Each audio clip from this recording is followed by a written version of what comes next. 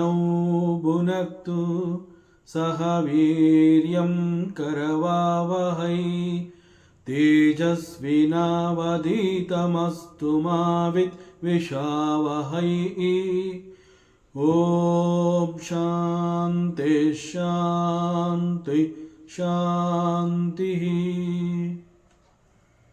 ಶ್ರೀಕೃಷ್ಣ ಸರ್ವೂ ನಿನ್ನ ಸೇವೆಯಾಗಲಿ ಸ್ವಾಮಿ. ಎಲ್ಲ ಆಧ್ಯಾತ್ಮ ಬಂಧುಗಳಿಗೂ ನಮಸ್ಕಾರ ಮತ್ತು ಜ್ಞಾನದರ್ಶನಂ ವೇದಿಕೆಗೆ ಸ್ವಾಗತ. ಧ್ವನಿ ಗುರುದೇವದಾಗಿರಲಿ, ವಿಚಾರ ಪರಮಾತ್ಮನದಾಗಿರಲಿ, ಹಾಗೂ ಇದು ನನ್ನದಲ್ಲದ ಕರ್ಮವಾಗಲಿ. ಶ್ರೀ ಶಿವಮಹಿಮ್ನಾ ಸ್ತೋತ್ರಂ. ಸ್ತೋತ್ರಕರ್ತ ಪುಷ್ಪದಂತಾಚಾರ್ಯ. ಸ್ಮರಃ ಸ್ಮರ್ತವ್ಯಾತ್ಮ ನಹಿ ವಶಿಷು ಪತ್ಯಃ ಪರಿಭವಃ. ಸೊ ಪರಮೇಶ್ವರ ತಪಸ್ಸು ಮಾಡ್ತಾ ಇದ್ದ, ಸಮಾಧಿ ಸ್ಥಿತಿಯಲ್ಲಿದ್ದ. ಅಂತಹವನನ್ನು ಕಾಮದೇವನನ್ನು ಅನೇಕ ದೇವತೆಗಳು ಅವನಿಗೆ ಒಂದು ಜವಾಬ್ದಾರಿಯನ್ನು ಕೊಟ್ಟಿರ್ತಾರೆ. ತಪಸ್ಸಿನಲ್ಲಿರುವಂತಹ ಶಿವ ತನ್ನ ಕಣ್ಣುಗಳನ್ನು ತೆರೆಯಬೇಕು. ಮತ್ತು ಜಗತ್ತು ಅಂತಂದಾಗ ಪರಮಾತ್ಮ ವಿರಕ್ತ ಭಾವವನ್ನು ಹೊಂದಿದ್ದಾನೆ. ಅವನು ಮತ್ತೆ ಪರಮಾತ್ಮ ಈ ಜಗತ್ತಿನೊಂದಿಗೆ ಸಂಪರ್ಕ ಇಟ್ಕೋಬೇಕು. ದಟ್ ಮೀನ್ಸ್ ಪರಮಾತ್ಮನಿಂದ ಲೋಕ ಕಲ್ಯಾಣದ ಒಂದು ಕೆಲಸ ಆಗಬೇಕಾಗಿರುತ್ತೆ. ಅದಕ್ಕಾಗಿ ಅವನಿಗೆ ಪರಮಾತ್ಮನೊಂದಿಗೆ ಪಾರ್ವತಿಯ ಮದುವೆ ಆಗಬೇಕಾಗಿರುತ್ತೆ. ಸೊ ಇದೆಲ್ಲ ಆಗಬೇಕು ಅಂತಂದರೆ ಪರಮಾತ್ಮ ಸಮಾಧಿ ಸ್ಥಿತಿಯಿಂದ ಈಚೆ ಬರಬೇಕು. ಸೊ ಅವನನ್ನು ಈಚೆ ಕರ್ಕೊಂಬಂದು ಅವನಲ್ಲಿ ಅವನ ಮನಸ್ಸು ಮತ್ತು ಹೃದಯದಲ್ಲಿ ಅನುರಾಗ ಉಂಟಾಗುವ ಹಾಗೆ ಮಾಡಬೇಕು ಅಂತಂದರೆ it is possible only Kamadeva, you have to work for it ಅಂತ ಹೇಳಿ ಕಾಮದೇವನನ್ನು ಎಲ್ಲ ದೇವತೆಗಳು ಕೂಡ ಪ್ರಾರ್ಥನೆ ಮಾಡಿರ್ತಾರೆ. ಸೊ ಅವನು ಕೂಡ ಒಪ್ಕೊಂಡಿರ್ತಾನೆ. ಅದರಂತೆ ಕಾಮದೇವ ಪರಮಾತ್ಮ ಶಿವನ ಮೇಲೆ ಹೂಬಾಣಗಳನ್ನು ಬಿಡ್ತಾನೆ. ಪರಮಾತ್ಮನಿಗೆ ಎಚ್ಚರ ಆಗುತ್ತೆ.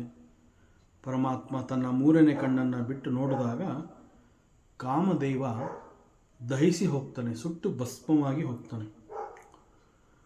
ಸೊ ಈ ಒಂದು ಸಂದರ್ಭ ಯಾವಾಗ ಪರಮಾತ್ಮ ಕಾಮದೇವ ನನ್ನ ಮೇಲೆ ಬಾಣ ಪ್ರಯೋಗ ಮಾಡಿ ನನ್ನ ಧ್ಯಾನಕ್ಕೆ ಭಂಗವನ್ನು ತಂದಿದ್ದಾನೆ ಅನ್ನುವಂತೆ ಅವನನ್ನು ನೋಡಿದಾಗ, ಆ ಮೂರನೇ ಕಣ್ಣಿನಿಂದ ನೋಡಿದಾಗ ಕಾಮದೇವ ಸುಟ್ಟು ಭಸ್ಮವಾಗಿ ಹೋಗ್ತಾನೆ. ಈ ಒಂದು ಸಂದರ್ಭವನ್ನು ಬಹಳ ಸುಂದರವಾಗಿ ಪುಷ್ಪದಂತಾಚಾರ್ಯ ವರ್ಣನೆ ಮಾಡಿದ್ದಾನೆ. ಹಿ ಸೇಸ್ ಸ್ಮರ ಸ್ಮರ್ತವ್ಯಾತ್ಮ ನಹಿ ವಶಿಷು ಪತ್ಯಃ ಪರಿಭವಃ. ಸೊ ಯಾವಾಗ ಶಿವ ತನ್ನ ಮೂರನೇ ಕಣ್ಣನ್ನು ಬಿಟ್ಟು ನೋಡಿದಾಗ ಎದುರಿಗೆ ಕಂಡಂತಹ ಕಾಮದೇವ ಅವನು ಸುಟ್ಟು ಭಸ್ಮವಾಗಿ ಹೋಗ್ತಾನೆ. ಈಗ Kamadeva he remind only in the object of memory. ಕೇವಲ ಸ್ಮರಣೆಗೆ ಸಿಗಬಲ್ಲವನಾಗಿ ಆಗ್ತಾನೆ. ಅವನ ದೇಹ ಸುಟ್ಟು ಭಸ್ಮವಾಗಿ ಹೋಗುತ್ತೆ. That means there is no more Kamadeva. ಅವನು ಇನ್ನಿಲ್ಲ.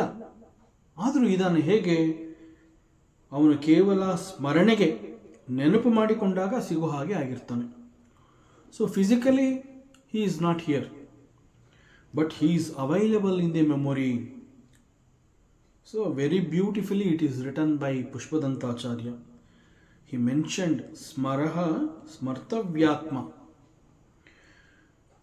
So after that day onwards, ಈ ಒಂದು ಘಟನೆ ನಡೆದ ನಂತರದಿಂದ Kamadeva he became only as an object in the memory.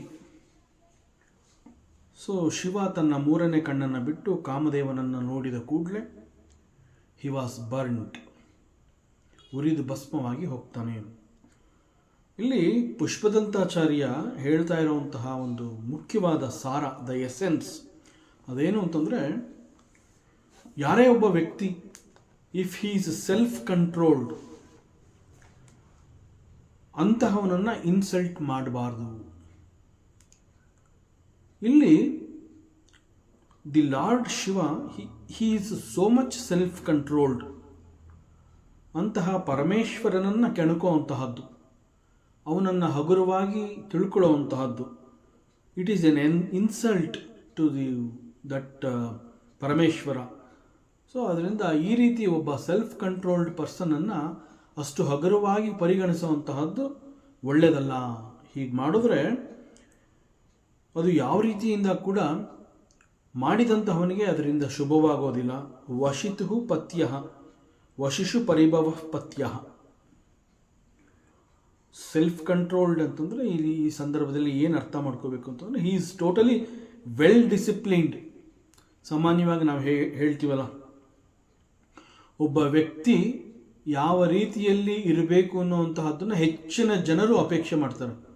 ಮನುಷ್ಯ ಅಂತಂದರೆ ಹೀಗಿರಬೇಕು ಅಂತ ಹೇಳಿ ಒಂದು ರೀತಿಯಲ್ಲಿ ಅಲ್ಲಿ ಎಲ್ಲೂ ಕೂಡ ಅವನಲ್ಲಿ ಒಂದು ಕಪ್ಪು ಚುಕ್ಕಿಯನ್ನು ಹುಡುಕೋದಕ್ಕೆ ಸಾಧ್ಯವೇ ಇಲ್ಲ. ಆ ರೀತಿಯಲ್ಲಿ ಅವನು ಇರಬೇಕು. ಅವನ ಜೀವನ, ಅವನ ಲೈಫ್ ಸ್ಟೈಲ್ ಆಗಿರಬೇಕು. ಅವನ ಡಿಸಿಪ್ಲಿನ್, ಅವನ ಬಿಹೇವಿಯರು, ಆಟಿಟ್ಯೂಡು, ಹಾವ ಭಾವ ಇದೆಲ್ಲ ಹೇಗಿರಬೇಕು ಅಂತಂದರೆ ಅವನಲ್ಲಿ ಹುಡುಕೋದ್ರೂ ಕೂಡ ಒಂದು ಸಣ್ಣ ತಪ್ಪು, ಒಂದು ದೋಷ ಅಲ್ಲಿ ಕಂಡುಹಿಡಿಬಾರ್ದು.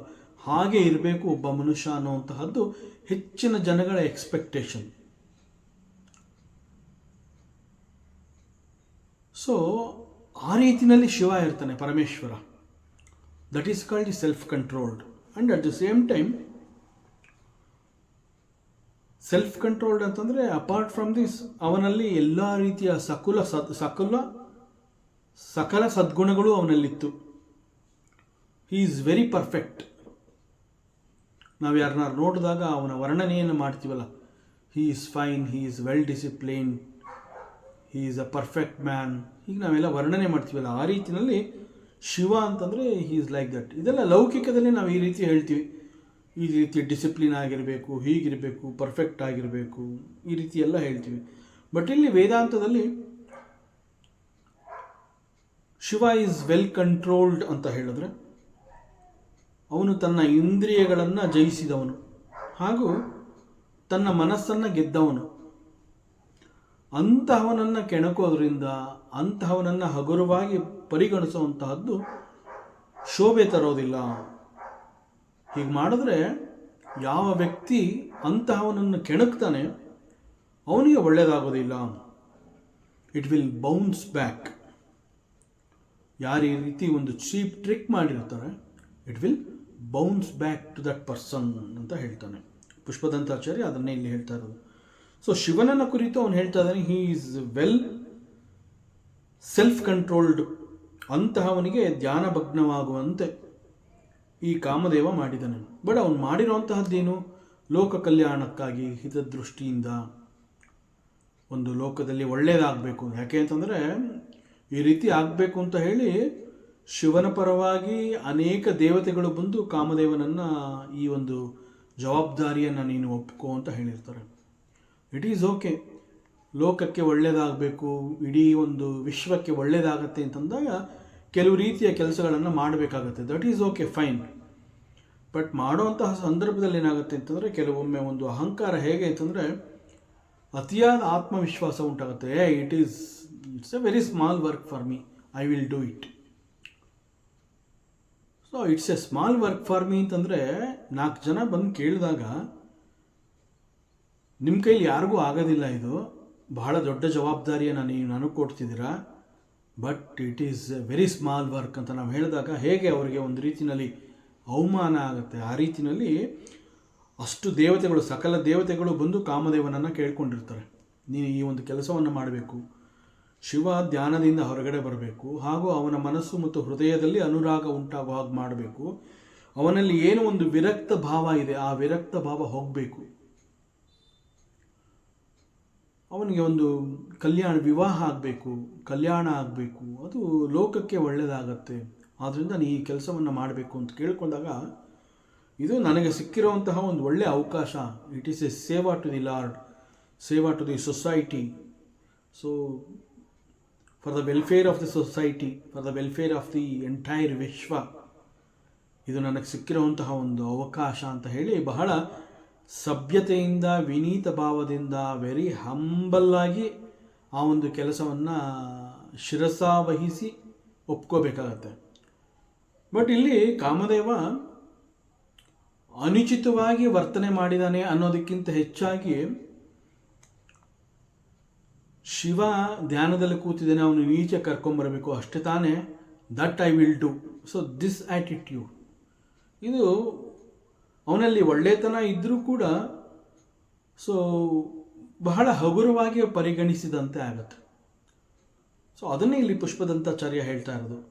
ಪರಮೇಶ್ವರ ಅಂತಂದರೆ he is well self controlled person, ಎಲ್ಲ ರೀತಿಯಿಂದ he is very perfect. And Parameshwara, he is A Parameshwara. ಅವನ ಸಮಾಧಿ ಸ್ಥಿತಿ ಹೇಗೆ ಅಂತಂದರೆ ಯುಗಗಳು, ಈ ಯುಗದಲ್ಲಿ ಕಣ್ಣು ಮುಚ್ಚಿದ್ರೆ ಮತ್ತೊಂದು ಯುಗದಲ್ಲಿ ಕಂಡುಬಿಡ್ತಾನೆ, ಅಷ್ಟು ದೊಡ್ಡ ತಪಸ್ಸು ಪರಮೇಶ್ವರನದು. ಸೊ ಅಂತಹವನು ಈಗ ಧ್ಯಾನದಲ್ಲಿದ್ದಾನೆ, ಅವನು ಧ್ಯಾನದಿಂದ ಈಚೆ ಬರಬೇಕು. ಸೊ ಅವನು ಧ್ಯಾನದಿಂದ ಈಚೆ ಬಂದಿದ್ದಾನೆ ಅಂತಂದರೆ ಅವನ ಮನಸ್ಸು ಇಲ್ಲಿ ಈ ಲೋಕಕ್ಕೆ it enters. So that has to happen.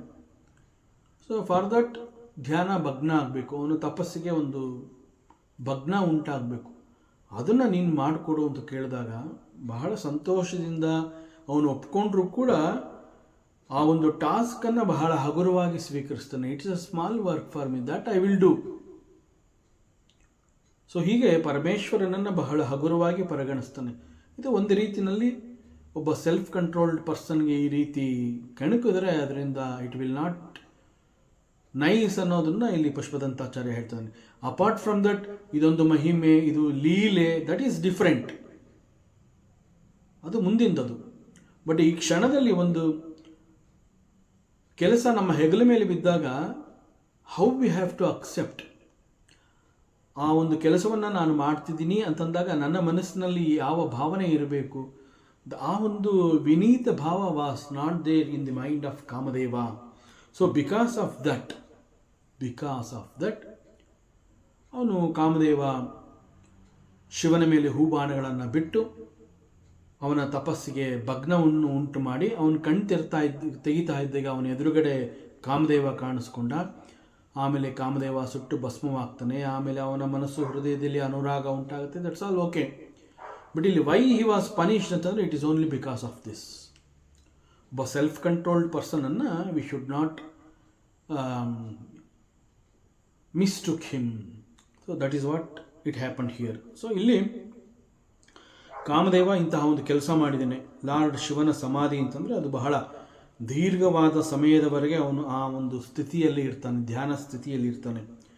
ಅವನಿಗೆ ಈ ಲೌಕಿಕ ಮತ್ತು ಜಗತ್ತು ಇದ್ಯಾವುದೂ ಅವನಿಗೆ ಬೇಡ. ಹೀ ಈಸ್ ಅ ವಿರಕ್ತ. ಸೊ ಆದ್ದರಿಂದ ಅವನನ್ನು ಡಿಸ್ಟರ್ಬ್ ಮಾಡಬಾರ್ದಾಗಿತ್ತು. ಬಟ್ ಮಾಡಿದ್ಯಾಕೆ? It is because of the loka ಕಲ್ಯಾಣ.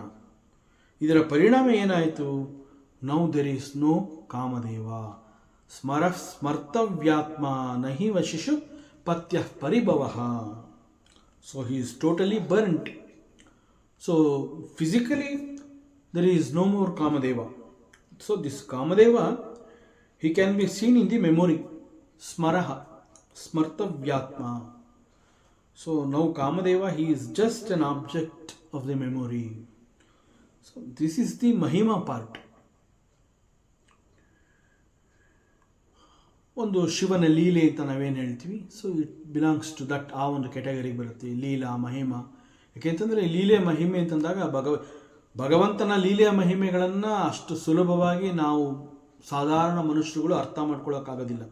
ಅದಕ್ಕೆ ಅನೇಕ ಸಂದರ್ಭಗಳಲ್ಲಿ ಪರಮಾತ್ಮನಿಂದ ನಡೆದಂತಹ ಅನೇಕ ಘಟನೆಗಳು ಅವನು ಇದನ್ನು ಹೇಗೆ ನಿಭಾಯಿಸಿದ ಅನ್ನುವಂತಹದ್ದು ನಮಗೆ ಅರ್ಥ ಆಗದೇ ಇದ್ದಾಗ ವಿ ಸಿಂಪ್ಲಿ ಸೇ, ಓ ಇದು ಭಗವಂತನ ಮಹಿಮೆ ಅಂತ ಅಂದ್ಬಿಡ್ತೀವಿ. That because it is not possible to understand the mahime or the leela of a Bhagavan very easily.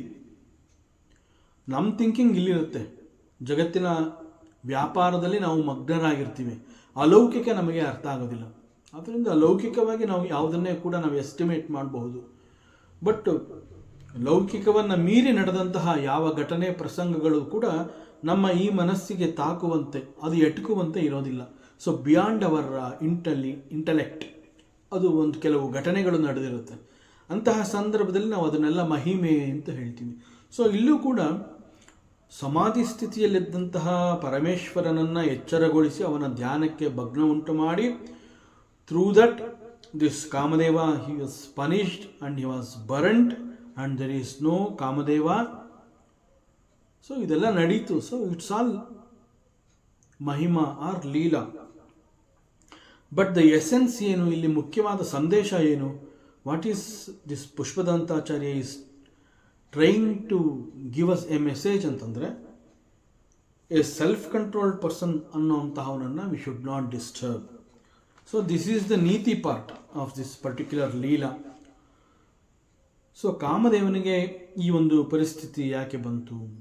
Because ದೇವತೆಗಳು ಈ ಕೆಲಸಕ್ಕಾಗಿ, ಈ ಒಂದು ಕಾರ್ಯಕ್ಕಾಗಿ ಅವನನ್ನು ಒಪ್ಪಿಸ್ತಾರೆ. You have to do it, you have to do it for the welfare of the entire universe. ಆ ಸಮಯದಲ್ಲಿ ಇಷ್ಟು ದೊಡ್ಡ ಜವಾಬ್ದಾರಿ ಯಾರಿಗೂ ಮಾಡೋಕ್ಕಾಗದೇ ಇರೋದನ್ನು ನಾನು ಮಾಡ್ತಾ ಇದ್ದೀನಿ, ನನ್ನ ಹೆಗಲಿಗೆ, ನನ್ನ ಪಾಲಿಗೆ ಈ ಒಂದು ಕೆಲಸ ಸಿಕ್ಕಿದೆ, but it is a very small job for me ಅಂತ ಹೇಳಿ he considered Shiva as some ordinary person, ordinary devata ಅವನು. ಸೊ ನನಗೇನು ಶಿವನನ್ನು ಧ್ಯಾನವನ್ನು ತಪ್ಪಿಸೋದು ಅಂತಹ ದೊಡ್ಡ ಕೆಲಸ ಅಲ್ಲ. ಬಟ್ ಪರಮೇಶ್ವರ ಅಂತಂದಾಗ ಹೀ ಈಸ್ ಮಹಾದೇವ ಅನ್ನುವಂತಹದ್ದು ಕಾಮದೇವನ ನೆನಪಿಗೆ ಬರಲಿಲ್ಲ. ಈ simply considered as an ordinary ದೇವತಾ.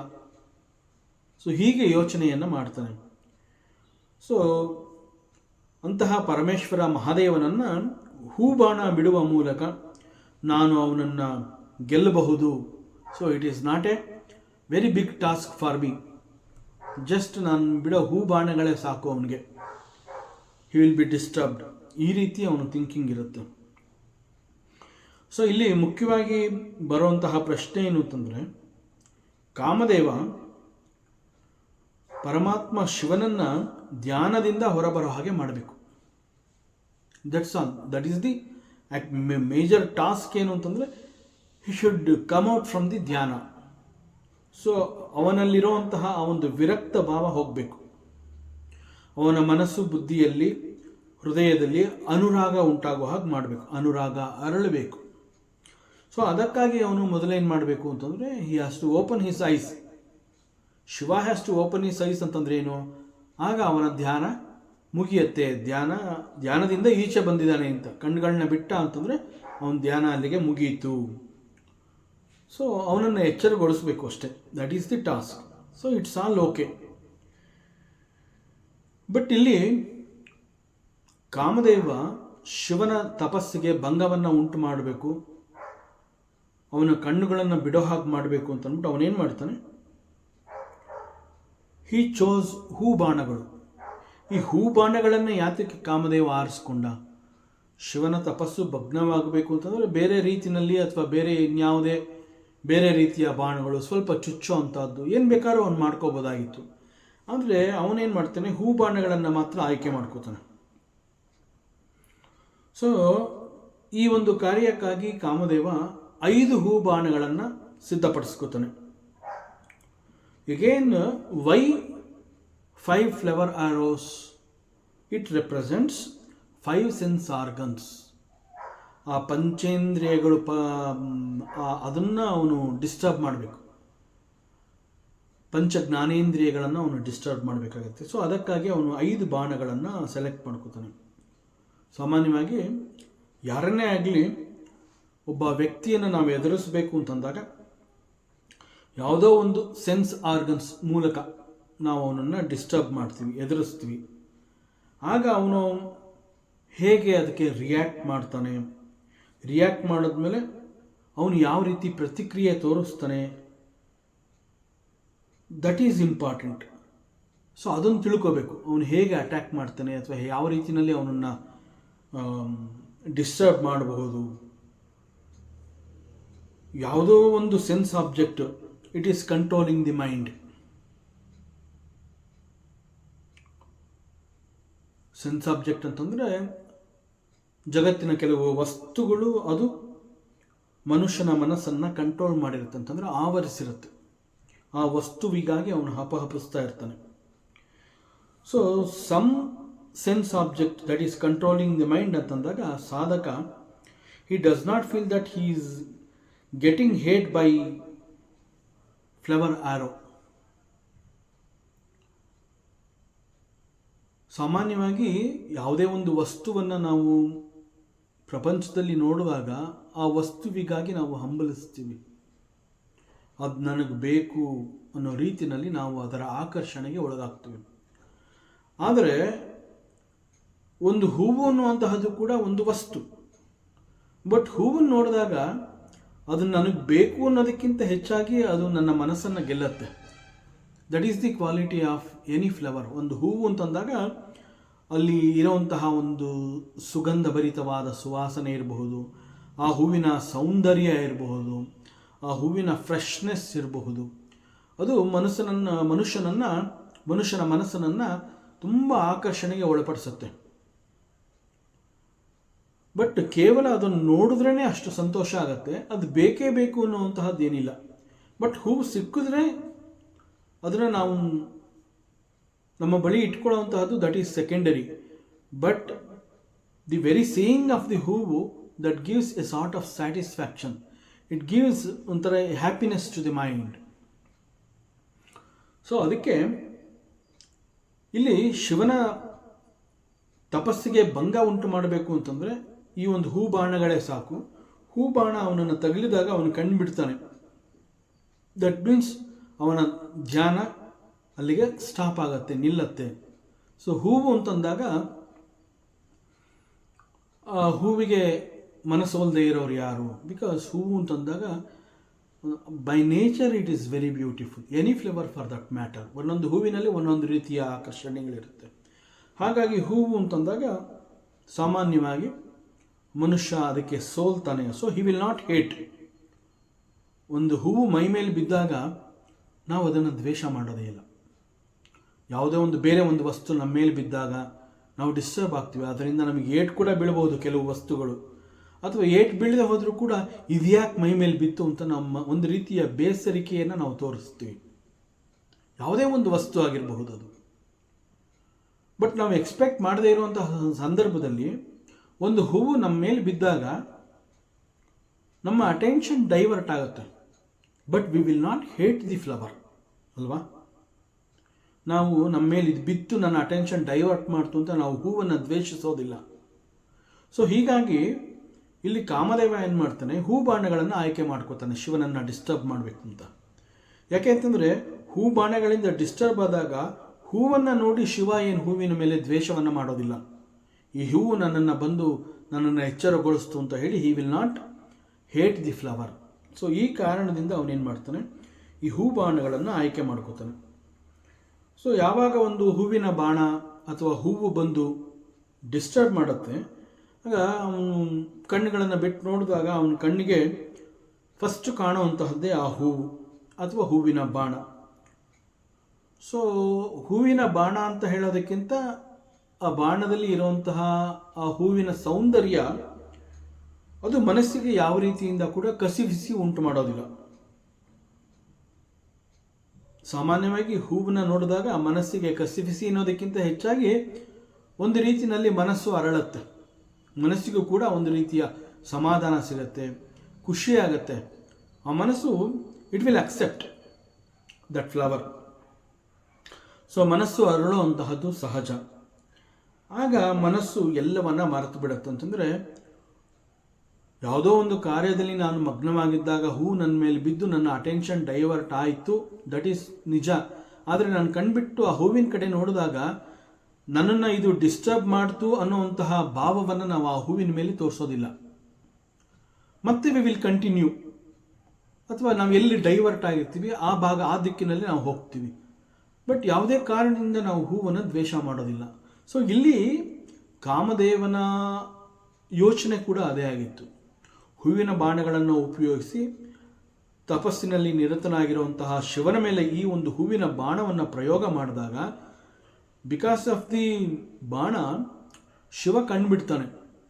ಕಣ್ಬಿಟ್ಟು ನೋಡಿದಾಗ he will see this flower arrows. ಈ ಹೂಬಾಣಗಳನ್ನು ನೋಡ್ತಾನೆ. ನೋಡಿದಾಗ ಅದರಿಂದ ಮನಸ್ಸಿಗೆ ಏನು ಘಾಸಿ ಆಗೋದಿಲ್ಲ, ಮನಸ್ಸು ಅರಳತ್ತೆ. ಮನಸ್ಸು ಅರಳಿದೆ ಅಂತಂದಾಗ ಅವನು ಇಡೀ ತನ್ನ ಸುತ್ತಮುತ್ತಲಿನ ವಾತಾವರಣ ಎಲ್ಲ ಅವನು ಕ್ರಿಯೇಟ್ ಮಾಡಿ ಆಗೋಗಿರುತ್ತೆ ಕಾಮದೇವ. ಕಣ್ಬಿಟ್ಟು ಶಿವ ಜಗತ್ತನ್ನು ನೋಡಬೇಕಷ್ಟೆ. ಆ ಮೈ ಮನಸ್ಸುಗಳಿಗೆ, ಹೃದಯಕ್ಕೆ ಮುದ ಕೊಡುವಂತಹ ಒಂದು ವಾತಾವರಣವನ್ನು ಸೃಷ್ಟಿ ಮಾಡಿರ್ತಾನೆ. ತಂಗಾಳಿ, ಸುಗಂಧಭರಿತ ಸುವಾಸನೆಯ ಇದು ಒಂದು ರೀತಿಯ ಸಂಗಾತಿ ಬೇಕು, ಈಗ ಒಂಟಿಯಾಗಿ ಈ ಒಂದು ವಾತಾವರಣದಲ್ಲಿ ಇರೋದು ಕಷ್ಟ ಅನ್ನುವಂತಹ ಭಾವ ಕೂಡ ಮನಸ್ಸಿಗೆ ಅದು ಅಪ್ಪಳಿಸುವಂತೆ ಅಲ್ಲಿಯ ವಾತಾವರಣವನ್ನು ಕಾಮದೇವ ಸೃಷ್ಟಿ ಮಾಡಿ ಆಗಿರುತ್ತೆ. ಇದೆಲ್ಲ ಮಾಡಿಕೊಂಡು ಆ ನಂತರದಲ್ಲಿ ಅವನು ಹೂವಿನ ಬಾಣಗಳನ್ನು ಪ್ರಯೋಗ ಮಾಡ್ತಾನೆ. ಸೊ ಈಗ ಬೇರೆ background and other things everything is kept ready. Only thing is Shiva has to open his eyes. For that he shot the flower arrows. So ಯಾವಾಗ ಆ ಹೂ ಬಾಣ ತಗುಲಿ ಅವನು ಕಂಡುಬಿಡ್ತಾನೆ, ಹೂವಿನ ನೋಡ್ಬಿಟ್ಟು ಅದರಿಂದ ಏನು ಹಿ will not be disturbed. So ಅವನೇನು ಮಾಡ್ತಾನೆ, ಜಗತ್ತನ್ನು ನೋಡ್ತಾನೆ, ಅಲ್ಲಿಯ ವಾತಾವರಣವನ್ನು ನೋಡ್ತಾನೆ, ತಣ್ಣಗೆ ಬೀಳಿಸ್ತಾ ಇರುವಂತಹ ತಂಗಾಳಿಯ ಅನುಭವ ಆಗುತ್ತೆ, ಸುಗಂಧಭರಿತವಾದಂತಹ ಆ ಒಂದು ಮಧುರವಾದ ಸುಗಂಧ ಇವೆಲ್ಲವೂ ಅವನ ಮೈ ಮನಸ್ಸನ್ನು ಆಕರ್ಷಿಸುತ್ತೆ. ಮತ್ತು ಒಂದು ವಾತಾವರಣ, ಚುಮು ಚುಮು ಚಳಿ ಇದೆಲ್ಲ ಆದಾಗ ಇಲ್ಲಿ ಒಬ್ಬಂಟಿಯಾಗಿ ಇರಬಾರ್ದು, ಇಲ್ಲಿ ಒಬ್ಬಳು ಸಂಗಾತಿ ಬೇಕು ಅನ್ನುವಂತಹ ಒಂದು ಮನಸ್ಸಿಗೆ ಪ್ರಚೋದನೆ ನೀಡುವಂತಹ ವಾತಾವರಣವನ್ನು ಸೃಷ್ಟಿ ಮಾಡಿ ಆಗಿದೆ. ಆ ನಂತರದಲ್ಲಿ ಬಾಣ ಪ್ರಯೋಗ ಆಗಿರುವಂತಹದ್ದು. ಸೊ ಹೀಗೆ ಮನಸ್ಸು, ಕಂಡುಬಿಟ್ಟ ಶಿವನ ಮನಸ್ಸು ಎಲ್ಲವನ್ನ ಮರೆತು ಬಿಡುತ್ತೆ. So this is the thinking of Kamadeva. So ಹೂವಿನ ಆಕರ್ಷಣೆ ಆ ರೀತಿ ಇರೋದ್ರಿಂದ ಅವನೇನು ಮಾಡ್ತಾನೆ, ಹೂ ಬಾಣಗಳನ್ನು ಆಯ್ಕೆ ಮಾಡ್ಕೋತಾನೆ. ಆ್ಯಕ್ಚುಲಾಗಿ ನಮ್ಮ ಮನಸ್ಸು ಅಂತಂದರೆ, ಮನಸ್ಸಿನ ಸ್ವಭಾವ ಏನು ಅಂತಂದರೆ ಜಗತ್ತಿನ ವಸ್ತುಗಳಿಗೆ ಅಂಟ್ಕೊಳ್ಳುವಂತಹದ್ದು. ಮನಸ್ಸು ಯಾಕೆ ಜಗತ್ತಿಗೆ ನುಗ್ಗತ್ತೆ, ಯಾಕೆ ಮನಸ್ಸು ನಮ್ಮ ಬಳಿ ಇರೋದಿಲ್ಲ, ಮನಸ್ಸು ಯಾಕೆ ಅಲದಾಡತ್ತೆ ಅಂತಂದರೆ ಅದು ಸದಾ ಏನೋ ಒಂದು ಹುಡುಕ್ತಾ ಇರುತ್ತೆ. ಮನಸ್ಸಿಗೆ ಏನೋ ಒಂದು ಬೇಕು. ಮನಸ್ಸು ಒಂದು ಕಡೆ ನಿಲ್ಲಬೇಕು ಅಂತಂದರೆ ಅದು ಯಾವುದನ್ನಾರು ಹಿಡ್ಕೋಬೇಕು.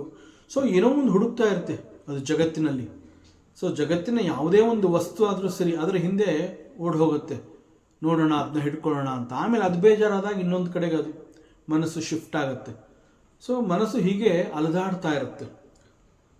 ಸೊ ಜಗತ್ತಿನ ವಸ್ತುಗಳಿಗೆ ಮನಸ್ಸು ಈ ರೀತಿ ಅಂಟ್ಕೋಬಾರ್ದು ಅನ್ನುವಂತಹದ್ದಾದರೆ ಏನು ಮಾಡಬೇಕು, how to do it?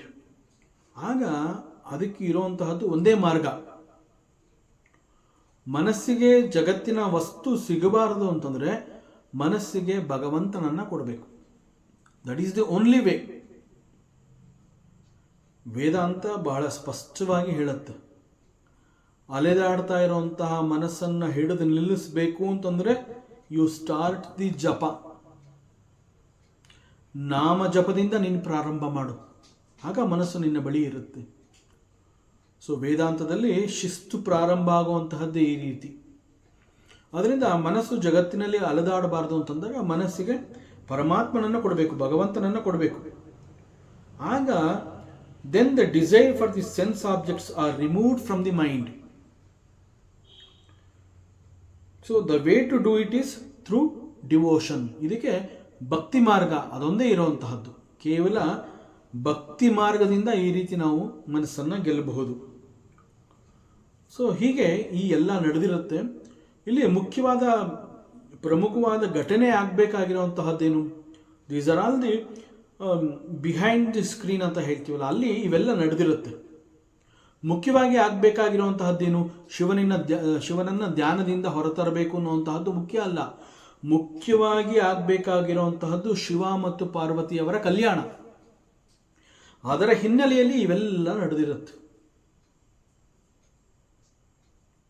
So ಮುಖ್ಯವಾದ ಘಟನೆ ಏನು ಅಂತಂದ್ರೆ ಇಲ್ಲಿ ಶಿವ ಮತ್ತು ಪಾರ್ವತಿಯರ ಕಲ್ಯಾಣ, ಅದು ಮುಖ್ಯ ಉದ್ದೇಶ. ಯಾಕೆ ಅಂತಂದ್ರೆ ಶಿವ ಹಿ ವಾಸ್ ವಿರಕ್ತನಾಗಿದ್ದಂತಹ ಶಿವನ ಮನಸ್ಸಿನಲ್ಲಿ ಮತ್ತೆ ಆಸೆಗಳು ಹುಟ್ಟುವಂತೆ ಮಾಡಬೇಕು. ಅದಕ್ಕಾಗಿ ಕಾಮದೇವ ಏನು ಮಾಡ್ತಾನೆ, ಹೂ ಬಾಣಗಳನ್ನು ಆಯ್ಕೆ ಮಾಡ್ಕೋತಾನೆ. ಸೊ ಇದಿಷ್ಟು ಅಲ್ಲಿ ನಡೆದಂತಹ ಒಂದು ಪ್ರಸಂಗ. ಸೊ ಇವೆಲ್ಲ ಏನು ಅಂತಂದರೆ ಇಟ್ ಈಸ್ ಆಲ್ ಲೀಲೆ. ಇದನ್ನು ನಾವು ಲೀಲೆ ಮತ್ತು ಮಹಿಮೆ ಅಂತಲೇ ತಿಳ್ಕೋಬೇಕು. ಅದು ಬಿಟ್ಟು ಈ ಕ್ವಶನ್ಸ್ ಮಾಡ್ತಾ ಹೋದರೆ ಅದಕ್ಕೆ ಉತ್ತರ ಸಿಗೋದೇ ಇಲ್ಲ. ಪುರಾಣ ಪುಣ್ಯಕಥೆಗಳಲ್ಲಿ ನಮಗೆ ಮುಖ್ಯವಾಗಿ ಬೇಕಾಗಿರುವಂತಹದ್ದೇನು ಅಂತಂದರೆ ದಿ ಎಸೆನ್ಸ್. ಅದು ಈ ಲೀಲೆ ಇವೆಲ್ಲ they are all the tools to learn. ಮಹಿಮೆ ಮತ್ತು ಲೀಲೆಗಳು ನಮಗೆ ಅರ್ಥ ಆಗೋದಿಲ್ಲ. ಸೊ ಅದನ್ನು ನಾವೇನು ಮಾಡಬೇಕು, they are all the tools to learn something new. So ಇಲ್ಲೂ ಕೂಡ ಇಲ್ಲಿ ನಡೆದಂತಹ ಘಟನೆ ಅಂತಂದರೆ ಕಾಮದೇವ ಭಸ್ಮವಾಗಿ ಹೋಗಿದ್ದು ಅದೆಲ್ಲ ಕೆಲವು ಲೀಲೆ, ಮಹಿಮೆ. ಅದನ್ನು ಮಹಿಮೆ ಅನ್ನೋ ರೀತಿಯಲ್ಲೇ ನಾವು ತಿಳ್ಕೋಬೇಕಾಗತ್ತೆ. ಲೌಕಿಕ ದೃಷ್ಟಿಯಿಂದ ಕಾಮದೇವನಿಗೆ ಹೀಗಾಗಬಾರ್ದಾಗಿತ್ತು, ಇಡೀ ವಿಶ್ವಕ್ಕೆ ಲೋಕಕ್ಕೆ ಏನೋ ಒಳ್ಳೇದಾಗಬೇಕು ಅಂತ ಹೇಳಿ ಅವನು ಈ ಕೆಲಸವನ್ನು ಒಪ್ಕೊಂಡ, 4 ಜನಕ್ಕೆ ಒಳ್ಳೇದಾಗಬೇಕು ಅಂತ ಮಾಡೋಕ್ಕೆ ಹೋಗಿ ಅವನೇ ಸುಟ್ಟು ಭಸ್ಮವಾಗಿ ಹೋದ, ಈ ರೀತಿ ಯೋಚನೆ ಮಾಡ್ಬೋದು. It's Leele, that's all. ಇಲ್ಲಿ ಮುಖ್ಯವಾಗಿ ಒಂದು ಲೋಕಕ್ಕೆ ಒಂದು ಸಂದೇಶ ಬೇಕಿರುತ್ತೆ. ಮತ್ತು ಈ ಕಾರಣದಿಂದ ಶಿವ ಮತ್ತು ಪಾರ್ವತಿ ಅವರ ವಿವಾಹದ ಕಾರಣದಿಂದ ಮುಂದೆ ಜಗತ್ತಿನಲ್ಲಿ ಬಹಳ ದೊಡ್ಡ ಒಂದು ಸಾಧನೆ ಆಗಬೇಕಾಗಿರುತ್ತೆ. ಅದಕ್ಕೆ ಪೂರ್ವಕವಾಗಿ ಇಲ್ಲಿ ಕೆಲವು ಪ್ರಸಂಗಗಳು ನಡಿಬೇಕಾಗಿರುತ್ತೆ. ಅದು ಮಾತ್ರ ಇಲ್ಲಿ ನಡೆದಿದೆ. ಸೊ ಇದನ್ನು ಲೌಕಿಕ ದೃಷ್ಟಿಯಿಂದ ಅನಲೈಸ್ ಮಾಡಬಾರ್ದು. ಮಹಿಮೆ ಲೀಲೆ ಅಂತಂದಾಗ it is to be accepted as mahime and leele, that's all. ಅಲ್ಲಿ ಬೇರೆ ಇನ್ಯಾವ ರೀತಿ ತಾರ್ಕಿಕ ವಿಚಾರದಿಂದ, ತಾರ್ಕಿಕ ದೃಷ್ಟಿಯಿಂದ ಇದ್ಯಾಕೆ ಹೀಗಾಯಿತು, so you will not get the answer for all such things. So Kamadeva ಲೋಕದ ಕಲ್ಯಾಣದ ದೃಷ್ಟಿಯಿಂದ ಅವನು ಇದೆಲ್ಲ ಮಾಡ್ದ, ಆಲೋಚನೆ ಮಾಡಿದ್ದು. ಮತ್ತು ಶಿವನನ್ನು ಅವನು ಒಬ್ಬ ವೆರಿ ಆರ್ಡಿನರಿ ದೇವತೆ ಅನ್ನೋ ರೀತಿಯಲ್ಲಿ ಅವನು ತಿಳ್ಕೊಂಡ. ಅದು ಕೂಡ ಇಟ್ಸ್ ಎ ಮೆಸೇಜ್. ಅಂತಂದರೆ ನಾವು ಯಾರನ್ನೂ ಕೂಡ ಅಷ್ಟು ಕೀಳಾಗಿ ನೋಡಬಾರ್ದು ಅಂತ ನಮಗೆ ಮೆಸೇಜ್ ಇದು. ಯಾವುದೇ ಒಬ್ಬ ವ್ಯಕ್ತಿ ಅವನು ಒಂದು ಎಲ್ಲ ರೀತಿಯಿಂದ ಸರ್ವಶ್ರೇಷ್ಠ ಅಂತ ಗೊತ್ತಾದಾಗ ಅಂತಹ ವ್ಯಕ್ತಿಯನ್ನು ನಾವು ಹಗುರವಾಗಿ ಸ್ವೀಕರಿಸಬಾರ್ದು, ಅವನ ಬಗ್ಗೆ ಹಗುರವಾಗಿ ಬಿಹೇವ್ ಮಾಡಬಾರ್ದು. ಹಾಗೆ ಮಾಡೋದ್ರಿಂದ ನಮಗೆ ಕೆಡಕಾಗತ್ತೆ ಅನ್ನುವಂತಹದ್ದು ಇಲ್ಲಿ ಮೆಸೇಜು. ಇಲ್ಲಿ ಕಾಮದೇವ ಕೂಡ ಶಿವ ತಾನೇ ನಾನು ಮಾಡ್ತೀನಿ, ಸೊ ಶಿವನನ್ನು ಅವನು ಮಹಾದೇವ ಅಂತ ತಿಳ್ಕೊಳ್ಳಿಲ್ಲ, ಸಮ್ ಆರ್ಡಿನರಿ ದೇವತೆ ಅಂತ ತಿಳ್ಕೊಂಡ. ಸೊ ಈ ಕಾರಣದಿಂದ ಅವನು ಸುಟ್ಟು ಭಸ್ಮವಾಗಿ ಹೋದ. ಸೊ ಇಲ್ಲಿ ನಾವು ಮೆಸೇಜ್ನ ಮಾತ್ರ ಇಟ್ಕೋಬೇಕಾಗತ್ತೆ. ವಾಟ್ ವಿಲ್ ಹ್ಯಾಪನ್, ನಾವೇನಾರ ಒಬ್ಬ ಸೆಲ್ಫ್ ಕಂಟ್ರೋಲ್ಡ್ ಪರ್ಸನನ್ನು ನಾವು ಕೆಣಕಿದ್ರೆ ಅದರ ಪರಿಣಾಮ ಯಾವ ರೀತಿ ಬೇಕಾದರೂ ನಮ್ಮ ಮೇಲೆ ದುಷ್ಪರಿಣಾಮ ಉಂಟಾಗತ್ತೆ ಅನ್ನೋಂತಹ ಒಂದು ಪಾಠ ನಮಗೆ ಸಿಗಬೇಕು, ಈ ಮೆಸೇಜ್ ನಮಗೆ ಸಿಗಬೇಕು. That we have to learn from this part. And Pushpadantacharya he continues, ಮಹೀಪಾದಗಾತಾದ್ ವ್ರಜತಿ ಸಹಸಾ ಸಂಶಯ ಪದಂ ಪದಂ ವಿಷ್ಣುರ್ಬ್ರಾಹ್ಮ್ಯತ್ ಭುಜ ಪರಿಗುರುಗ್ನ ಗ್ರಹಗಣಂ ಮುಹುರ್ದ್ಯೌರ್ದ್ಯೌಸ್ತ್ಯಂ ಯಾತ್ಸ ನಿಭೃತ ಜಟತಾಡಿತ ತಟಾ ಜಗದ್ರಕ್ಷಾಯೈತ್ವಂ ನಟಸಿ ನನು ವಾಮೈವ ವಿಭುತಾ. ಪಾದ ಆಘಾತಾತ್, ಇದು ಮತ್ತೊಂದು ಪ್ರಸಂಗವನ್ನು ತಿಳಿಸ್ಕೊಡ್ತಾ ಇರುವಂತಹ ಸ್ತುತಿ. ಸೊ ಇಲ್ಲಿ ಪಾದ ಆಘಾತಾತ್, on account of the blow of your feet, ಪರಮಾತ್ಮನ ಪಾದಗಳ ಬ್ಲೋ, ಸ್ಟ್ಯಾಂಪಿಂಗ್ ಅಂತ ಹೇಳ್ತೀವಲ್ಲ, ಸೊ ಅದರದ್ದು ಇಂಪ್ಯಾಕ್ಟ್ ಬಹಳ ದೊಡ್ಡದಾಗಿ ಆಯಿತು. ಯಾರಿಗೆ ಆಯಿತು? ಮಹಿ ಅಂತಂದರೆ ದಿ ಅರ್ತ್, ಭೂಮಿ, ಪೃಥ್ವಿ, ದಿ ಮದರ್ ಅರ್ತ್. ಸಹಸ, ಆ ಕ್ಷಣದಲ್ಲಿ ಯಾವಾಗ ಶಿವನ ಪಾದಗಳು ಆ ಭೂಮಿಯ ಮೇಲೆ ಅಪ್ಪಳಿಸಿದವು, ಆ ಕೂಡಲೇ ಸಡನ್ನಾಗಿ ವ್ರಜತಿ ಸಂಶಯ ಪದಂ, ಈ ಭೂತಾಯಿಗೆ ಒಂದು ರೀತಿಯ ಸಂಶಯಕ್ಕೆ ಒಳಗಾಗ್ತಾಳೆ. ಆ್ಯಕ್ಚುಲಾಗಿ ಪರಮಾತ್ಮನ ಪಾದ ಅಂತಂದರೆ, ಈಗ ವಿಷ್ಣುವಿನ 3 ಪಾದಗಳು, ಇದು ಇಡೀ ವಿಶ್ವ ಈ ಮಹಾವಿಷ್ಣುವಿನ 3 ಪಾದವನ್ನು ಅಳಿಬೇಕು ಅಂತಂದಾಗ ಸಾಲಿಲ್ಲ. ಸೊ ಭಗವಂತ ಅಂತಂದರೆ he is huge, he is so big. ಪದಂ ವಿಷ್ಣು, ಭಗವಂತನ ಪಾದಗಳು ಅಂತಂದರೆ ಆ ರೀತಿ ಬಹಳ ಇಟ್ ಈಸ್ ಸೋ ಹ್ಯೂಜ್. ಆ ರೀತಿಯಲ್ಲಿ ಇಲ್ಲಿ ಪರಮೇಶ್ವರನ ಪಾದಗಳು, ಮಹಾಶಿವನ ಪಾದಗಳು ಭೂಮಿಗೆ ಗುದ್ದಿದಾಗ, ತಟ್ಟಿದಾಗ ಅಂತಂದರೆ ಕಾಲನ್ನು ಅಪ್ಪಳಿಸಿದಾಗ ಭೂಮಿ ತಾಯಿಗೆ ಆ ಕ್ಷಣದಲ್ಲಿ ಒಂದು ರೀತಿಯ ಅವಳಲ್ಲಿ ಒಂದು ಸಂಶಯ ಉಂಟಾಗುತ್ತೆ. ಏನು ನಡೀತಾ ಇದೆ ಇಲ್ಲಿ? ಇಂಪ್ಯಾಕ್ಟ್ ಆ ರೀತಿ ಇರುತ್ತೆ. ಸೊ ಅಲ್ಲೇನಾಗತ್ತೆ, ಶಿವನ ಕಾಲುಗಳು ಯಾಕೆ ಭೂಮಿಯನ್ನು ಅಪ್ಪಳಿಸ್ತು ಅಂತಂದರೆ ಶಿವ ತಾಂಡವ ನೃತ್ಯವನ್ನು ಮಾಡ್ತಾನೆ. ಆ ತಾಂಡವ ನೃತ್ಯವನ್ನು ಮಾಡಿದಾಗ ಆ ತಾಳಕ್ಕೆ ರಾಗಕ್ಕೆ ತಕ್ಕಂತೆ ಅವನು ಕಾಲು ಹಾಕಬೇಕು, ಹೆಜ್ಜೆ ಹಾಕಬೇಕು. ಆ ಹೆಜ್ಜೆ ಹಾಕ್ತಾನಲ್ಲ ನೃತ್ಯಕ್ಕಾಗಿ, ಆ ಹೆಜ್ಜೆ ಹಾಕಿದಾಗ ಆ ಹೆಜ್ಜೆಗಳು ನೆಲಕ್ಕೆ ಅಪ್ಪಳಿಸಿದಾಗ ಭೂಮಿ ತಾಯಿಗೆ ಒಂದು ರೀತಿಯ ಸಂಶಯ ಉಂಟಾಗುತ್ತೆ. ಏನಿದು ಭೂಮಿ ತಾಯಿ, ಭೂಮಿ ಏನು ಅಲ್ಲೋಲ ಕಲ್ಲೋಲ ಆಗ್ತಾ ಇದೆಯಲ್ಲ, ಏನಾರ ಭೂಮಿ ಒಡೆದು ಸೀಳು ಹೋಗ್ತಾ ಇದೆಯಾ, ಏನಿದು, ಏನಾಗ್ತಾ ಇದೆ ಇಲ್ಲಿ ಅಂತ ಹೇಳಿ ಒಂದು ರೀತಿಯ ಅವಳಲ್ಲಿ ಸಂಶಯ ಉಂಟಾಗತ್ತೆ.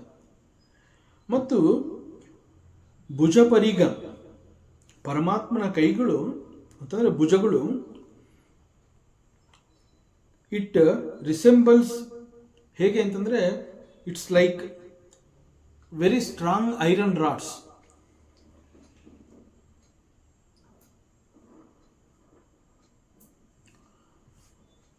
ಪರಮಾತ್ಮನ ಭುಜಗಳು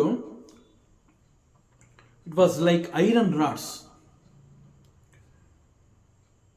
ನೋಡಿದ್ರೆ ಆ ರೀತಿ ಭ್ರಮೆ, ಇಟ್ ವಾಸ್ ಸೋ ಸ್ಟ್ರಾಂಗ್ ಅಂತ. ಅವನ್ನ ಡ್ಯಾನ್ಸ್ ಮಾಡ್ತಾ ಇದ್ದಾಗ ಪಾದಗಳು ನೆಲಕ್ಕೆ ಅಪ್ಪಳಿಸಿದಾಗ ಭೂಮಿ ತಾಯಿಗೆ ಆ ಒಂದು ಇಂಪ್ಯಾಕ್ಟು, ಮತ್ತು ಅದಕ್ಕೆ ತಕ್ಕಂತೆ ಹಾವಭಾವ ಪ್ರದರ್ಶನ ಮಾಡಬೇಕಾದ್ರೆ ಕೈಗಳು ಭುಜಗಳು ಎಲ್ಲ ಅವನು ಸರಿಸಿ ಆ ನೃತ್ಯವನ್ನು ಮಾಡಬೇಕಾದ್ರೆ ಅದು ವೈಕುಂಠ ಲೋಕ ಅಂತಂದರೆ ವಿಷ್ಣುವಿನ ಲೋಕದಲ್ಲಿದ್ದಂತಹ ಇನ್ಕ್ಲೂಡಿಂಗ್ ವಿಷ್ಣು ಆ್ಯಂಡ್ ದಿ ವೈಕುಂಠವಾಸಿಗಳಿಗೆ ಹೆದರಿಕೆ ಆಯ್ತಂತೆ.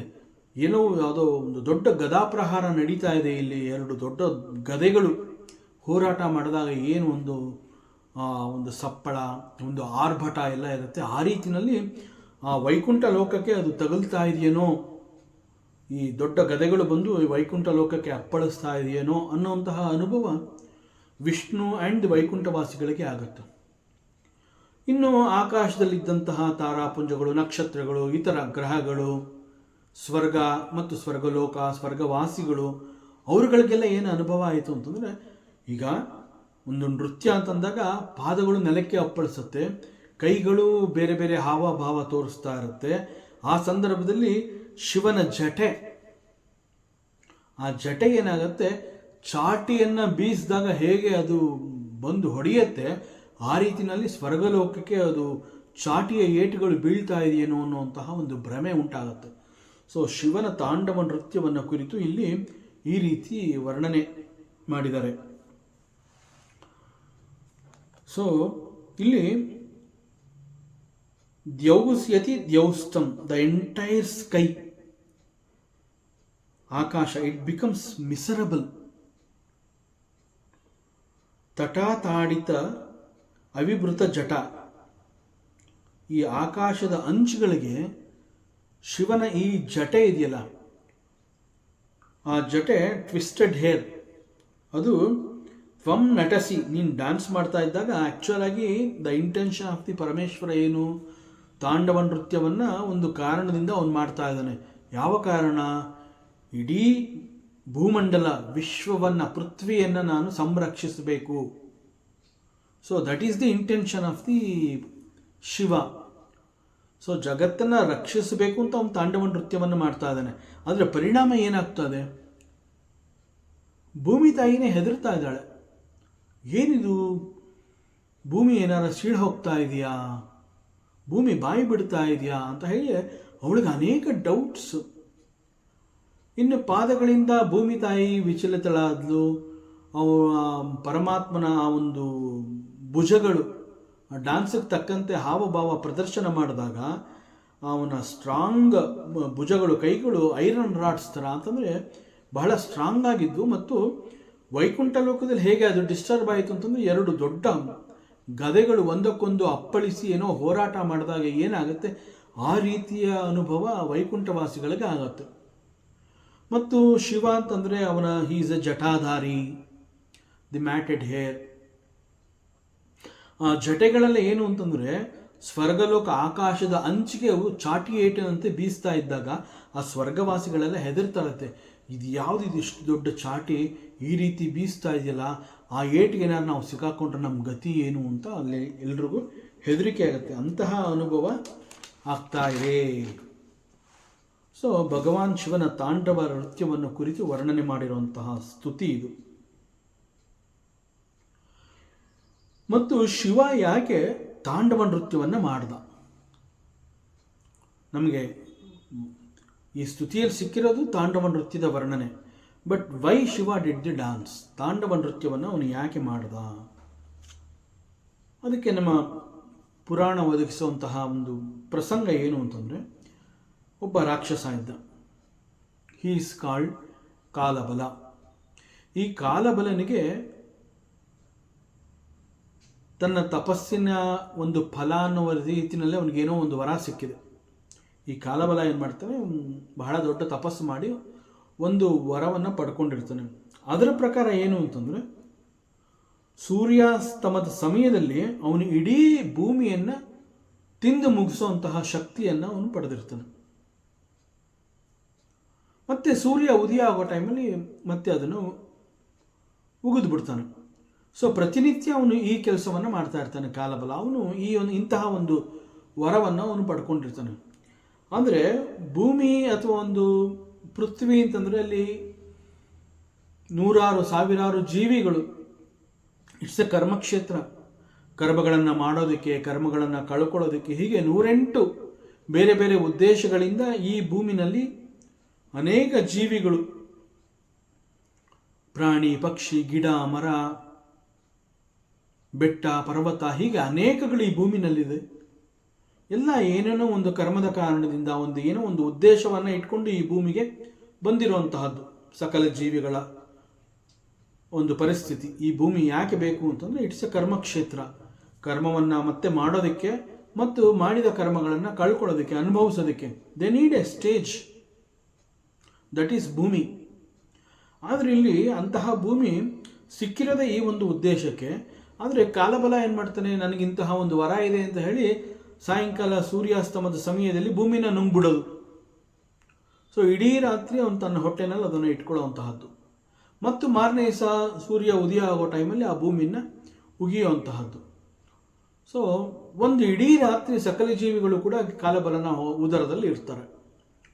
ಭೂಮಿಯ ಉದ್ದೇಶ ಪೂರ್ಣ ಆಗೋದಿಲ್ಲ. ಸೊ ಇದಕ್ಕೆ ಒಂದು ಕೊನೆ ಆಗಬೇಕು. ಸೊ ಕಾಲಬಲನ ಸಂಹಾರ ಅಥವಾ ಕಾಲಬಲ ಅವನಿಂದ ಈ ಭೂಮಿಯನ್ನು ರಕ್ಷಣೆ ಮಾಡಬೇಕು, ದಟ್ ಈಸ್ ದಿ ಉದ್ದೇಶ. ಸೊ ಅದಕ್ಕೇನು ಮಾಡ್ತಾನೆ ಶಿವ, ತಾಂಡವ ನೃತ್ಯವನ್ನು ಮಾಡ್ತಾನೆ. ಸೊ ತಾಂಡವ ನೃತ್ಯವನ್ನು ಮಾಡಿ ಇಡೀ ಭೂಮಿಯನ್ನು ತಿಂದು ಮುಗಿಸ್ಬೇಕು ಅಂತ ಇರೋ ಕಾಲಬಲನ ಅಟೆನ್ಷನನ್ನು ಡೈವರ್ಟ್ ಮಾಡ್ತಾನೆ. ಹೇಗೆ ಅಂತಂದರೆ, ಶಿವ ತಾಂಡವ ನೃತ್ಯವನ್ನು ಮಾಡುವಾಗ ಆ ಒಂದು ಸೂರ್ಯಾಸ್ತಮದ ಸಮಯ ಅದು.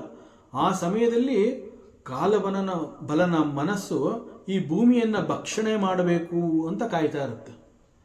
ಸೊ ಅವನು ಆ್ಯಕ್ಚುಲಾಗಿ ಭೂಮಿನ ತಿಂದು ಮುಗಿಸ್ಬೇಕು ಅಂತ ಕಾಯೋ ಸಮಯದಲ್ಲಿ ಇಲ್ಲಿ ಶಿವ ತಾಂಡವ ನೃತ್ಯವನ್ನು ಪ್ರಾರಂಭ ಮಾಡ್ತಾನೆ.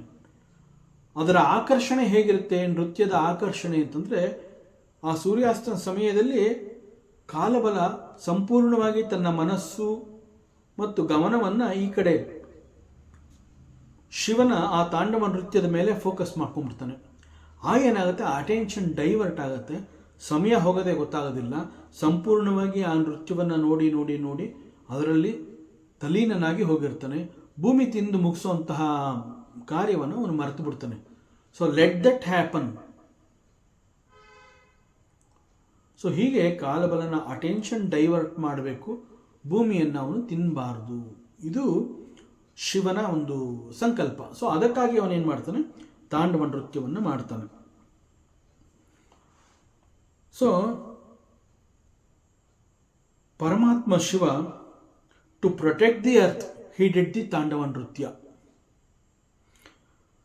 ಶಿವನ ತಾಂಡವ ನೃತ್ಯ ಹೇಗೆ ಭೂಮಿಯನ್ನು ರಕ್ಷಣೆ ಮಾಡುತ್ತೆ ಅಂತಂದರೆ, ಪರಮಾತ್ಮ ಹಾಕೊಂಡಿರೋ ಯೋಜನೆನೇ ಆ ರೀತಿ. ನೃತ್ಯ ಮಾಡುವ ಮೂಲಕ ಕಾಲಬಲ ರಾಕ್ಷಸನಿಗೆ ಒಂದು ರೀತಿಯಲ್ಲಿ ಮೋಡಿ ಮಾಡುವಂತಹದ್ದು. ಸೊ ಶಿವನ ತಾಂಡವ ನೃತ್ಯಕ್ಕೆ ಮರುಳಾಗಿ ನೃತ್ಯವನ್ನು ನೋಡ್ತಾ ಪೃಥ್ವಿಯನ್ನು ತಿಂದು ಹಾಕಬೇಕು ಅಂದ್ಕೊಂಡಿರುವಂತಹ ಒಂದು ಕಾರ್ಯವನ್ನು ಕಾಲಬಲ ಮರಿಬೇಕು. ಸೊ ಭೂಮಿಯ ನೆನಪು ಅವನಿಗೆ ಬರಬಾರ್ದು. ನಾನೀಗ ಭೂಮಿನ ತಿನ್ನಬೇಕು ಅನ್ನುವಂತಹ ನೆನಪು ಅವನಿಗೆ ಬರಬಾರ್ದು. ಸೊ ಆ ರೀತಿಯಲ್ಲಿ ಅವನ ಗಮನವನ್ನು ತನ್ನ ನೃತ್ಯದ ಮೂಲಕ ಸೆಳೆಕೊಳ್ಳುವಂತಹ ಪ್ರಯತ್ನ, ಈ ಕಾರ್ಯಕ್ಕಾಗಿ ಶಿವ ತಾಂಡವನ ನೃತ್ಯವನ್ನು ಮಾಡ್ತಾನೆ. So this is the plan of our Shiva.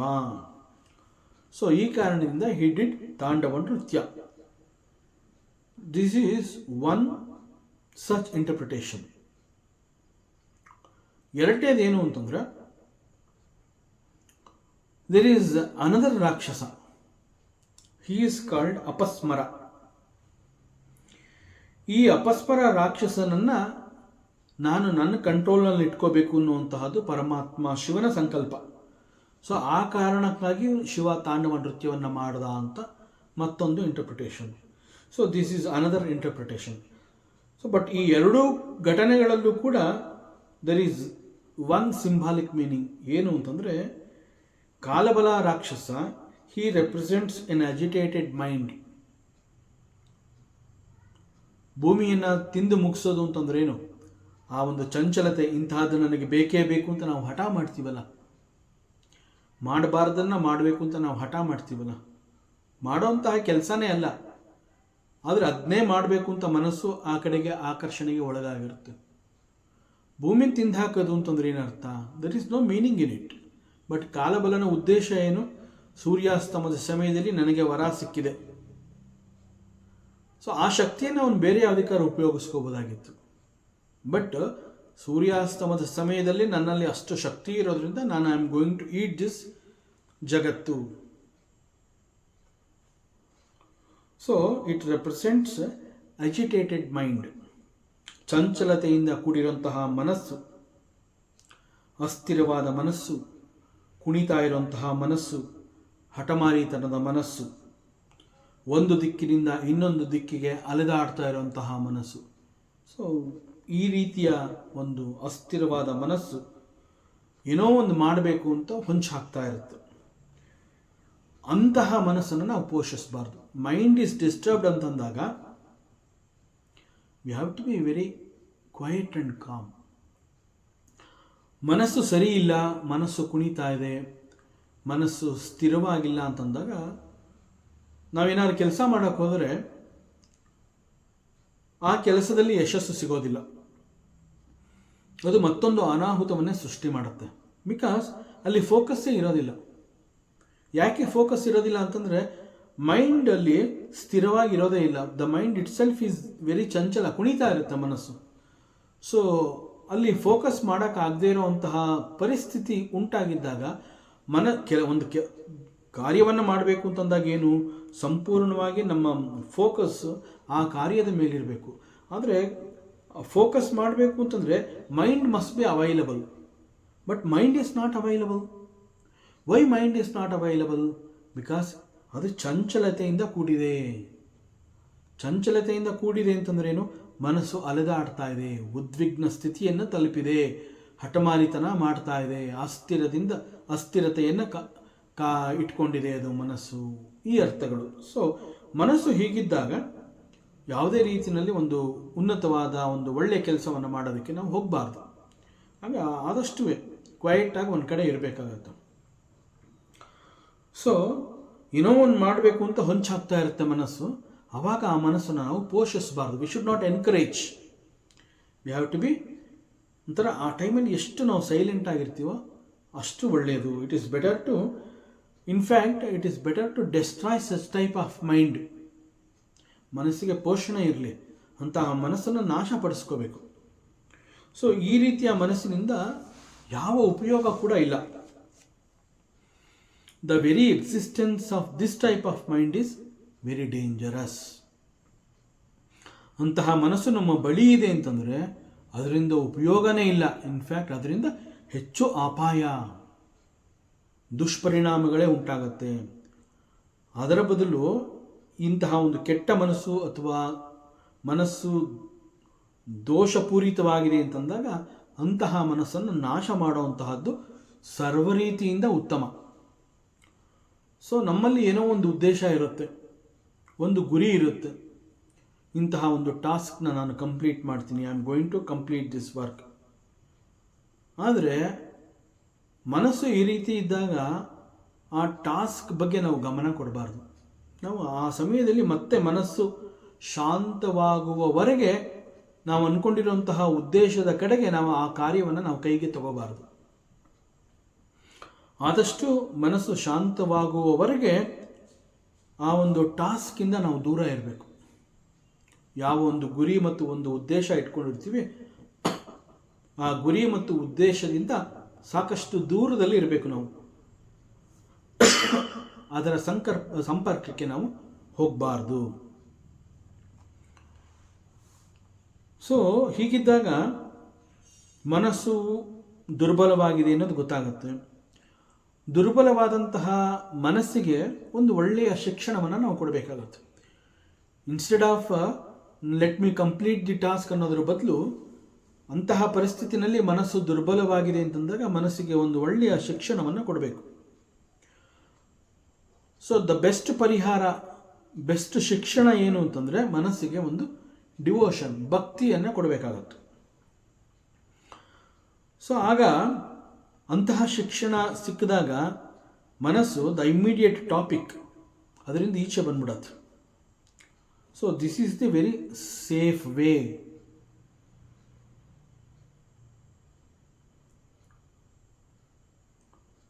ಈ ರೀತಿ ಶಿಕ್ಷಣ ಕೊಡದೆ ಹೋದರೆ ಮನಸ್ಸು ಸದಾ ಚಂಚಲತೆಯಿಂದನೇ ಕೂಡಿರುತ್ತೆ, ಸದಾ ಅಸ್ಥಿರತೆಯಿಂದನೇ ಕೂಡಿರುತ್ತೆ, ಸದಾ ಮನಸ್ಸು ಅಲದಾಡ್ತಾ ಇರುತ್ತೆ.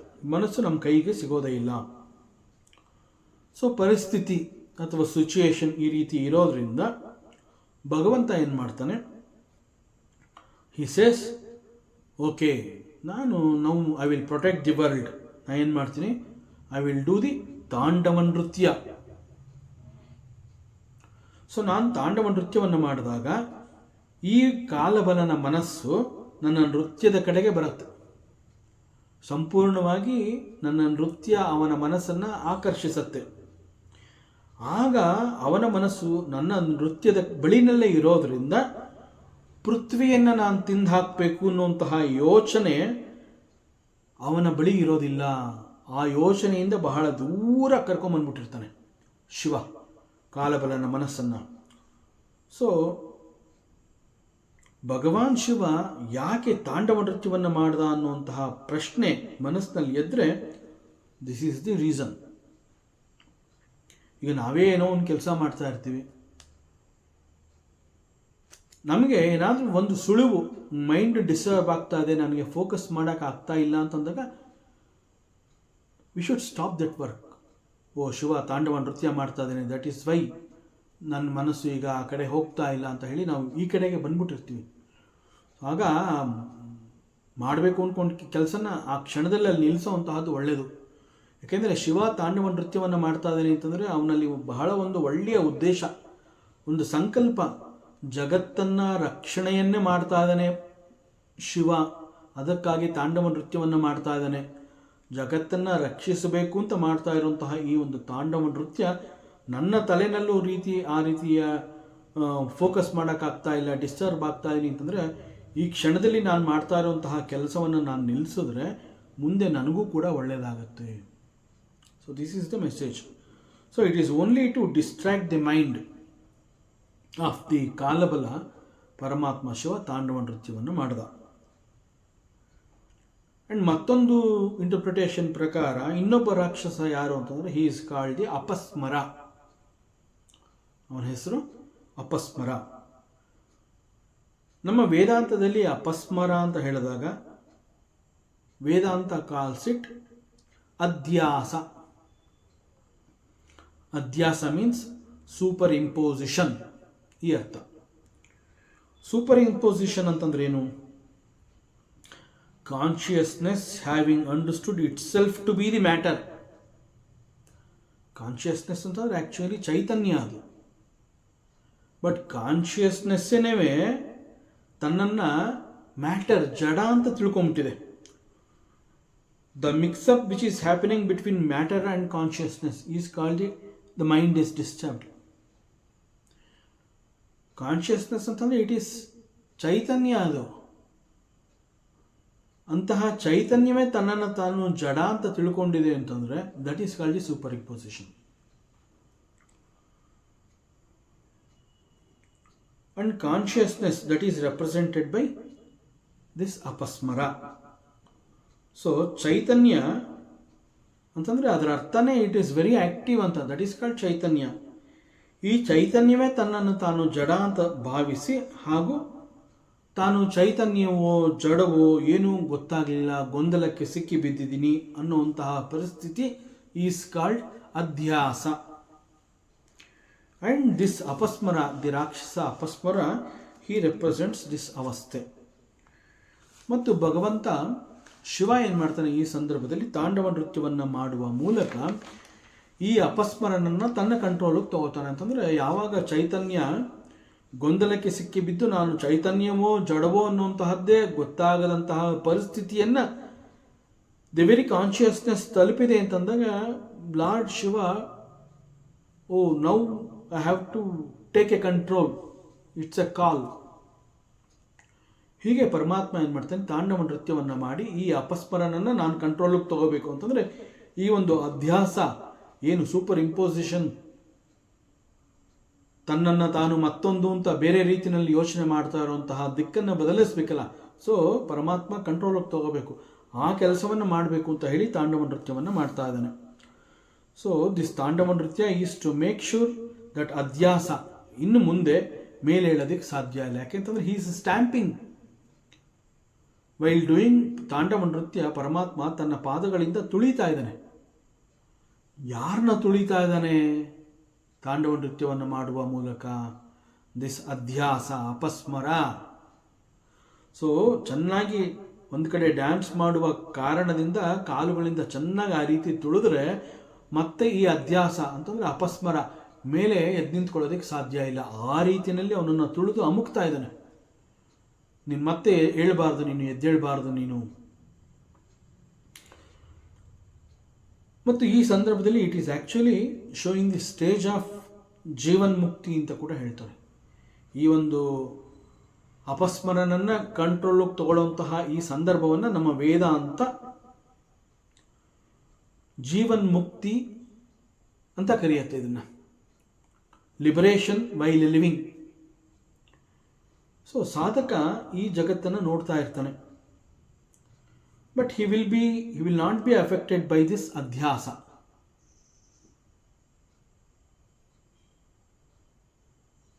ಅವನ ದೃಷ್ಟಿ ಎಲ್ಲಿರುತ್ತೆ?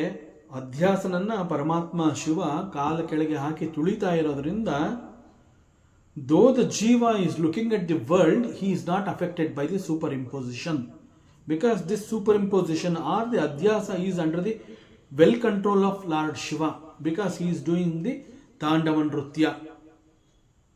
So the jiva is living. So he is, while living, though he is looking at the world, he is not affected by the adhyasa. This is called the Jivan Mukti. So he has got the clarity about the nature of consciousness and how this world, it is only an appearance. ಈ world ಪ್ರಪಂಚ ಏನು ಅಂತಂದರೆ it is only N appearance. ಜಗತ್ತು ಕಾಣಿಸ್ತಾ ಇದೆ ನನಗೆ, ನಾನು ನೋಡ್ತಾ ಇದ್ದೀನಿ. ಅಟ್ ದ ಸೇಮ್ ಟೈಮ್ ನೋಡ್ತಾ ಇರೋಂತಹ ಈ ಜಗತ್ತು ಈಸ್ ನಾಟ್ ಸತ್ಯ. It is only N appearance, it is A ಮಿಥ್ಯ. ಯಾಕೆ ಈ ಕ್ಲಾರಿಟಿ ಸಿಕ್ತು? ಬಿಕಾಸ್ ಅಧ್ಯಾಸ ಮೇಲೆ ಹೇಳಕ್ಕೆ ಆಗದೇ ಇರೋ ಹಾಗೆ ಪರಮಾತ್ಮ ಶಿವ ತಾಂಡವ ನೃತ್ಯವನ್ನು ಮಾಡಿ ಆ ಅಧ್ಯಾಸ, ಆ ಸೂಪರ್ ಇಂಪೋಸಿಷನ್ನ ತುಳಿದು ಅದುಮಿ ಕೆಳಗಡೆ ತಳ್ಳಿದ್ದಾನೆ. So though the jiva is looking at the world, he is not affected by the adhyasa. It is because of the lord Shiva. So ಇದನ್ನು ಜೀವನ್ಮುಕ್ತಿ ಸ್ಥಿತಿ ಅಂತ ಕರೀತಾರೆ. ಸೊ ಜಗತ್ತು ಕಾಣಿಸ್ತಾ ಇದ್ರೂ ಕೂಡ it is not real, because this Jagat is only an appearance, and this is represented by ಅಪಸ್ಮರ. ಹೀಗೆ ಇಲ್ಲಿ ಎರಡೂ ಕೂಡ, ಒಂದು ಕಾಲಬಲನ ಸಂಹಾರ, ಮತ್ತೊಂದು ಅಪಸ್ಮಾರನ stamping. Both are different and separately explained ಈ ಒಂದು ಸಂದರ್ಭದಲ್ಲಿ. ಸೊ ಇಲ್ಲಿ ಲಾರ್ಡ್ ಶಿವ ತಾಂಡವ ನೃತ್ಯವನ್ನು ಮಾಡ್ದ ಅಂತಂದಾಗ ನಾವು ಅನೇಕ ಬದಲಾವಣೆಗಳನ್ನು ನೋಡಬಹುದು. ಪುಷ್ಪದಂತಾಚಾರ್ಯ ಈ ಶ್ಲೋಕದಲ್ಲಿ ಶಿವನ ಲೀಲೆಯನ್ನು ವರ್ಣನೆ ಮಾಡಿದ್ದಾನೆ. So here it is the stage of liberation. ಆ ಒಂದು ಮುಕ್ತಿಯ ಅನುಭವ ಒಬ್ಬ ಜೀವನಿಗೆ ಹೇಗೆ ಸಿಗತ್ತೆ ಅನ್ನೋಂತಹದ್ದು ಪುಷ್ಪದಂತಾಚಾರ್ಯ ಈ ಶಿವನ ತಾಂಡವ ನೃತ್ಯದ ಮೂಲಕ ವರ್ಣನೆ ಮಾಡ್ತಾ ಇರುವಂತಹದ್ದು. ಬಿಕಾಸ್ ಇಲ್ಲಿ ದ ಜೀವ he is looking at the world and he has got a clarity. The Jagat which he is seeing is an appearance, is not real, it is a mithya. So when he understood that the Jagat is not real, he is liberated.